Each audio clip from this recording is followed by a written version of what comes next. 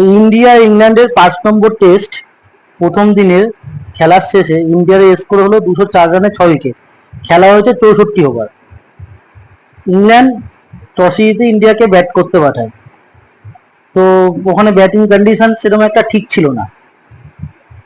পিচের মধ্যে সে গৌতম গম্ভীরের সঙ্গে ঝামেলার পর ইংল্যান্ডের পিচ ক্রিয়েটার কি করেছে, পিচে 8 mm ঘাস ছেড়ে রেখেছে, 8 mm।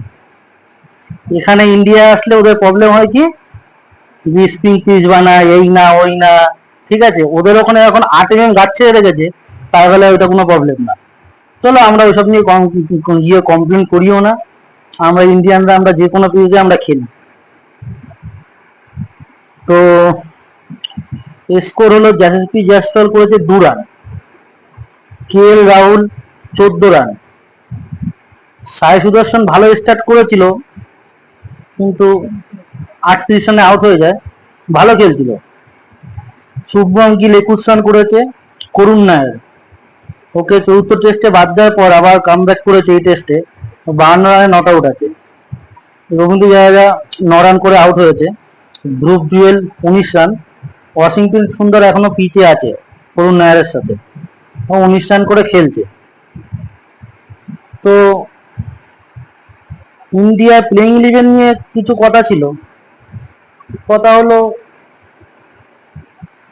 কুলদীপ যাদবকে এই টেস্টে খেলাতে পারতো।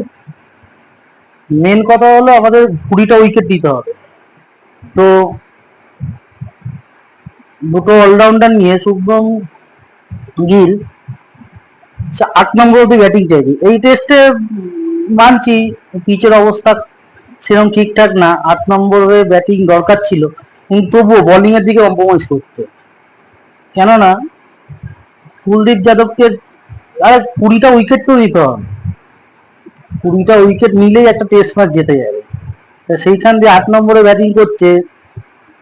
ওরা বোলিং অলরাউন্ডার বলছে, জায়গা খেলবে ঠিক আছে, ওয়াশিংটন সুন্দরকে বোলিং অলরাউন্ডার বলছে ঠিক আছে, কিন্তু আমার মতে ওয়াশিংটনের জায়গায় কুলদীপ যাদবকে এই ম্যাচে খেলাতে পারতো। তার চেয়ে বড় কথা হলো শুভমান গিল টস জিততে পারছে না, ঠিক আছে, ও টস কারো হাতে না, এটা লাখের ব্যাপার, কিন্তু তবু আমার মনে হয় কুলদীপ যাদবকে এই ম্যাচে খেলাতে পারতো, ওকে খেলানোটা উচিত ছিল। তাছাড়া দেখা যাক আজকে দ্বিতীয় দিনে কি হয়। তৃতীয় দিনে ইন্ডিয়া এখন আছে হলো 204 রানে 6 উইকেট।